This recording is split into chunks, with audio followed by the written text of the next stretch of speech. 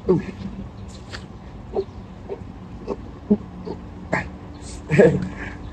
everyone. Do you know what's the simple science behind a bicep curl?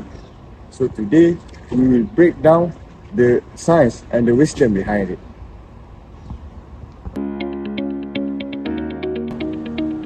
To understand the bicep curl, let's look at the simple model. This ruler is like your forearm, and this rubber, when I put on the ruler, is like your joint, and this carom is like the dumbbell.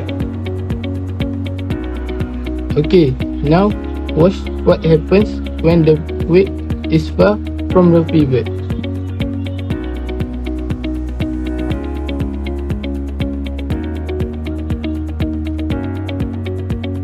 It's really heavy, right? Now watch when I move the weight closer to the pivot.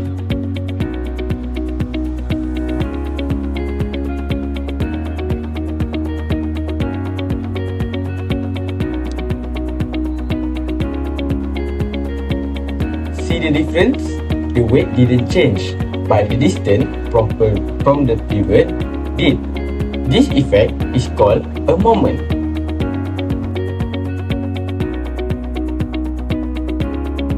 The simple rule is longer distance from a pivot equal to larger moment, which is more harder to lift. Okay, now let's apply this to our body. In a bicep curl, your elbow is the pivot and the dumbbell is the load. So, and it weight creates an anti-clockwise movement trying to straighten your arm. And this is your bicep muscle, which is the effort muscle. It pulls on your forearm to make an anti-clockwise movement to lift the weight. Let's move to the equation. The equation is simple. Movement equals force times distance. Your muscle has to produce a movement that is greater than the movement created by the dumbbell. A heavier dumbbell or holding it farther from your elbow increases the movement you have to overcome. That's why it feels tougher. So, what does the physics lesson have to do with Islam? Actually, a lot, but the one is it connects to a core Islamic principle about capacity and balance. لا يكلف الله نفسا إلا وسعها. So, this verse teaches us that God will not burden us with more than we can bear, whether in a life, faith, or even physically. Exactly. In our physics, our accurate knowledge of moment teach us to choose a weight within our physical capacity.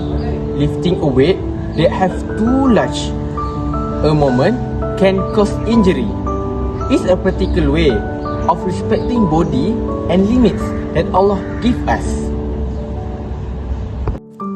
So, the pursuit of scientific knowledge guide us to live in a more balanced, responsible and safe way. This is how Akli and Nakli work together, and science shows us the how, and faith guide us with the why. To sum up, the concept of moment explains the turning force in a bicep curl. Also, remember the equation: moment equal to force multiplied by distance.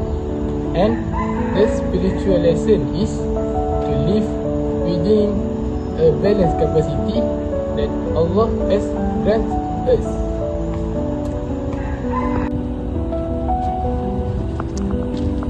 By combining our Akli and Nakli knowledge, we can better understand and appreciate the world around us.